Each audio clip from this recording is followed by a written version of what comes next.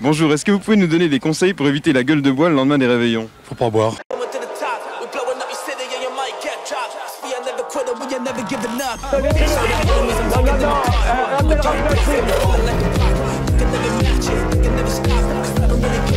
Vous fumez, monsieur?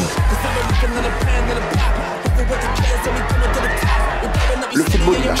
Oui. Peut-être. Ouais, c'est Laurent de la Mousse, bienvenue aujourd'hui pour une nouvelle vidéo, et j'espère que tout le monde va bien. Mais attendez voir, ça fait longtemps qu'on s'est pas vu. La dernière fois c'était quand?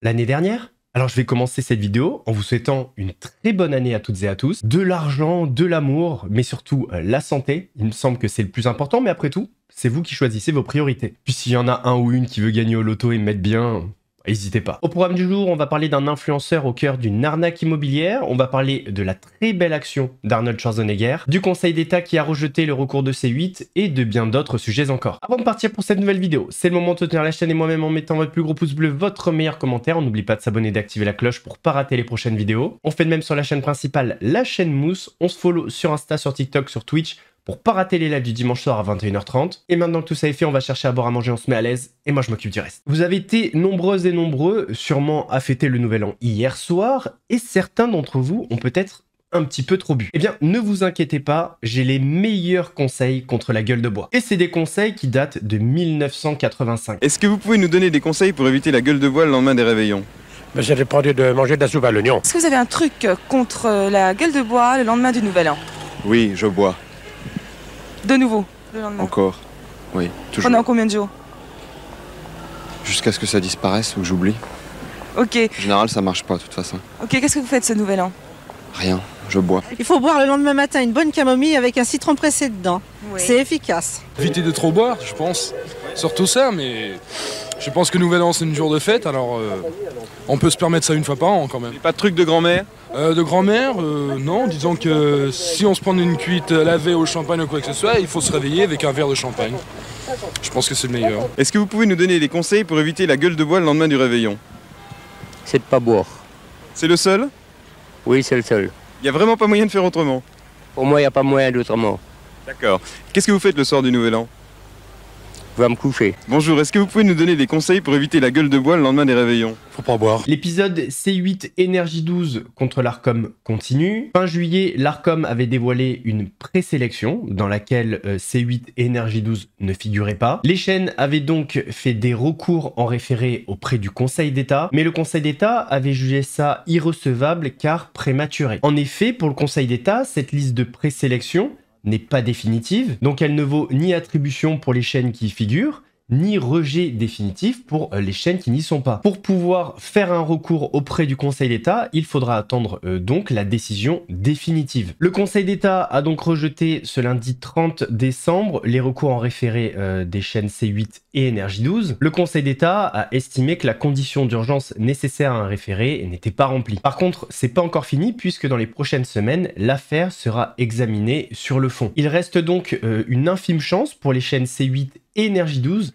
d'être encore diffusé à partir du 1er mars et 1er septembre 2025. Direction maintenant les États-Unis et parlons d'Arnold Schwarzenegger, l'ancien gouverneur de Californie, mais que vous connaissez sûrement dans le rôle de Terminator. Il a donné 250 000 $ de sa poche pour la construction de 25 tiny house. Ces petites maisons sont destinées aux vétérans qui dorment dans la rue.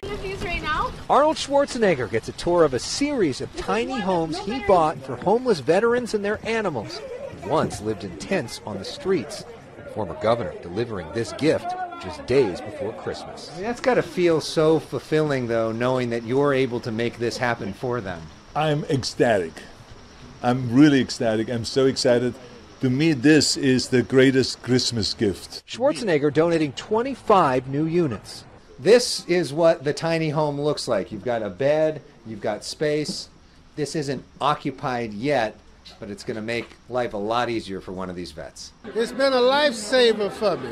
Veteran Bruce Henry Cooper personally thanking Schwarzenegger. He has not forgotten us. Former Governor Schwarzenegger saw that and decided to spend $250,000 of his own money to buy even more tiny homes. We brought everyone together, and there was no one that said it can't be done. It's home. Ferris Kearns spent months living on the streets. Talk about the difference between being in a tent and being in a tiny home. No squirrels and no rats. Rob Reynolds of AmVets advocated to make this happen. What kind of difference does the tiny home make? They have electricity, they have heating and air conditioning. It's especially important on a rainy day like this one. Joined by his son Patrick, they both provide food to the vets. We owe everything to our veterans. You know, they've sacrificed their lives, their familyhood, their futures for us and for our freedom. It makes me feel good that they continuously can give something back to this country that means everything to me. Chapeau l'artiste.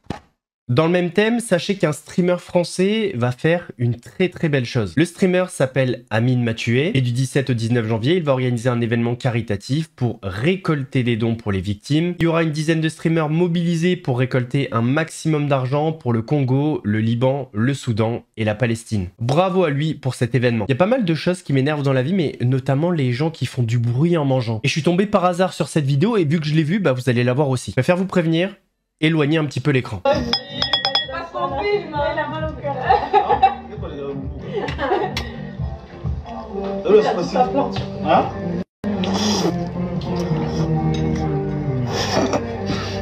Elle est où ma C'est de la SMR les gars.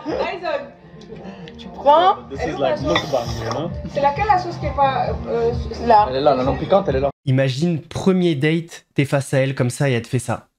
Ah bah ça se barre, hein, direct. Direction maintenant les cercles de jeux parisiens. Alors pour ceux qui ne le savent pas, les clubs de jeux parisiens sont le fruit d'une expérimentation qui a débuté en 2018. Ces lieux pour jouer au poker notamment devaient bénéficier d'une prolongation d'un an, donc jusqu'en 2025. Sauf que pour bénéficier de cette prolongation, il fallait que la loi de finances soit votée. Sauf que la loi n'a pas pu être votée à cause de la censure du gouvernement Barnier. Et cette censure a de grosses conséquences pour les clubs de jeux parisiens. Le terme club de jeu est très important. Avant, ça s'appelait les cercles de jeu, mais depuis 2018, ça s'appelle les clubs de jeu. La différence, c'est que maintenant, ce sont des sociétés commerciales avec des commissaires aux comptes. Cette mutation a été effectuée pour lutter contre l'opacité des comptes et avoir plus de transparence. Ils sont une victime collatérale de la censure du budget et du gouvernement Barnier. Les cercles de jeu parisiens, sommés de fermer leurs portes à partir de demain, 1er janvier. Jusqu'à présent, les clubs de la capitale étaient autorisés à exercer à titre expérimental. Cette autorisation prend donc fin demain, une situation mal vécue dans cet établissement. On ne devrait pas subir les conséquences de choses qui n'ont rien à voir à faire avec nous en réalité. Et les employés, 1500 employés à Paris qui vont être touchés par ça, c'est quand même extraordinaire. Michael Di Sotto est l'un d'entre eux. À partir de demain, ce croupier ne pourra plus exercer son activité. Il va bénéficier du chômage partiel, de quoi l'aider à faire face, mais pas indéfiniment. Je vais toucher 60% de mon salaire brut. J'ai les charges habituelles, hein. J'ai le loyer, j'ai le crédit pour la voiture, j'ai pas mal de charges. Donc c'est vrai que financièrement, sur ces quelques mois, ça va être très compliqué. Donc. Les cercles de jeu sont désormais dans l'attente d'une solution négociée avec l'État. Il en va de la survie de nombreux clubs. On a des loyers très élevés, on a d'autres charges fixes sur la sécurité, la vidéo. Notre objectif, c'est de minimiser effectivement ces coûts pour pouvoir passer cette mauvaise période. Selon l'autorité nationale des jeux, les clubs de jeux parisiens ont généré 119 millions d'euros de revenus en 2023. Très gros coup dur pour les joueurs de poker parisiens qui vont sûrement trouver des alternatives, mais peut-être moins légal. On va se rendre maintenant à Londres où une riche influenceuse londonienne s'est fait voler ses bijoux chez elle. Et en voyant la récompense qu'elle propose pour retrouver ses bijoux, vous allez comprendre pourquoi je vous ai dit riche. Cette influenceuse londonienne promet 600 000 € de récompense pour retrouver des bijoux hors de prix volés chez elle. Elle, c'est Shafira Wang, une collectionneuse d'art millionnaire qui s'est fait dérober plus de 12 millions d'euros de bijoux et d'objets de valeur. Parmi les biens dérobés, qui pour la plupart sont des pièces uniques, une broche ornée de diamants et de saphirs, un collier en platine, un autre de diamants et d'émeraude, ainsi qu'un sac Kelly de Hermès en croco d'une valeur de 180 000 € et aussi près de 20 000 € en cash. Le vol a eu lieu le 7 décembre dernier en plein après-midi dans le quartier huppé de Primrose Hill à Londres et c'est 7 hommes repérés par des caméras de surveillance qui s'est introduit par une fenêtre du 2e étage au domicile de la collectionneuse. Pour ce qui est de la récompense, Shafira Wang offre donc 500 000 livres, soit un peu plus de 600 000 €, à quiconque pourra fournir des informations menant à l'arrestation et à la condamnation du suspect. Elle promet en plus une somme équivalente à 10% de la valeur des bijoux ou du sac pour toute information permettant de les récupérer. Le suspect masqué, décrit par la police comme un homme blanc âgé d'une vingtaine ou d'une trentaine d'années de corpulence moyenne, n'a pas encore été retrouvé. Ouais, Shafira, c'est Mousse. Juste pour te dire, j'ai des infos là pour le mec qui t'a volé tes bijoux. C'est un mec blanc, il a une vingtaine ou une trentaine d'années, d'une corpulence moyenne. Voilà. Je te drop mon PayPal pour les 600 000 ? Non ? Ok, j'aurais essayé. Autant en Angleterre, les influenceurs et influenceuses se font voler leurs bijoux, mais en France, nos influenceurs volent d'autres personnes. On va parler maintenant d'un influenceur qui s'appelle Tom Monopoly, et peut-être que pour lui, la suite, c'est la case prison. On verra, enfin on l'espère. Et ce Tom a fait une arnaque immobilière. Cet homme, dans la vraie vie, s'appelle Tommy Goudet. Il a environ 100 000 abonnés sur Insta et 100 000 aussi sur TikTok. Et il aurait escroqué une quinzaine de personnes. Cet influenceur s'est fait connaître pour ses placements immobiliers et il a décidé de partager ses bonnes infos à sa communauté. 100 000 €, c'est la somme qui m'a été nécessaire pour pouvoir me lancer dans l'investissement immobilier en 2014. Je t'explique. Fin 2014, je suis auto-entrepreneur, je gagne 900 € par mois, j'ai que 2000 € à plat sur un PEL. J'ai trouvé une pépite immobilière, 80 000 €, frais de dossier bancaire, frais de notaire, etc. 8 000 € et 12 000 € pour la partie travaux. Donc avec ces 12 000 €, j'avais 3 appartements à réfléchir et 2 petits studios à créer. Donc, ça a été possible parce que je te le cache pas, je suis issu du bâtiment. Donc j'ai pu faire les travaux moi-même, ça a facilité les choses. Mais voilà, avec 100 000 €, j'ai pu commencer l'investissement immobilier. Donc pour ce premier investissement, la banque m'a prêté sur 15 années, ce qui me faisait des mensualités de 701 € par mois. Les travaux effectués au bout de 3 mois, eh bien, ces 5 appartements ont été loués en quelques jours. Je touchais donc 1700 € de loyer. Donc ça me faisait très précisément 1000 € de cash flow mensuel. T'enlèves la taxe foncière, un petit peu d'impôt et il me restait aux alentours de 800 € net par mois. Une fois que tu as fait un premier investissement réussi comme celui-là qui a été financé à 110% par la banque, eh bien c'est simple, tu as démontré au banquier que tu savais investir dans l'immobilier. Par conséquent, tu n'auras pas de mal à obtenir un second financement. Une fois que tu sais faire, il suffit simplement de dupliquer. Et voilà comment ensuite j'ai pu faire un deuxième, troisième, quatrième, etc. Plusieurs investissements immobiliers, toujours sans mettre 1 € de ma poche. Alors effectivement, cet homme Monopoly ne met pas d'argent de sa poche, il vient plutôt en prendre dans la vôtre. Cet homme a payé 350 000 € pour sa maison et il estime s'être fait arnaquer. Je vous explique ce qui est peut-être l'une des plus grosses escroqueries immobilières en Franche-Comté. Et elle concerne à notre connaissance au moins une quinzaine de plaignants dans le nord de la région. Tous, ou presque, ont perdu d'énormes sommes d'argent, allant de quelques dizaines de milliers à plusieurs centaines de milliers d'euros. Mais que s'est-il passé? Ces personnes ont tout acheté un bien immobilier à un marchand de biens, aussi influenceur aux 100 000 abonnés sur les réseaux sociaux. Il se fait appeler Tom Monopoly et il aurait fait miroiter à ses clients des projets immobiliers à la rentabilité record. Ce quadragénaire qui a vécu dans le pays de Montbéliard est au cœur de notre enquête menée depuis plusieurs mois. Mais comment autant de personnes auraient-elles pu se faire escroquer si les faits sont avérés par la justice? Une fois leur bien acheté, un bien à rénover, ses propriétaires se tournent vers des sociétés de travaux conseillées par l'influenceur. Le but, louer le logement pour gagner rapidement de l'argent. Ces sociétés commencent les travaux, encaissent le maximum d'argent,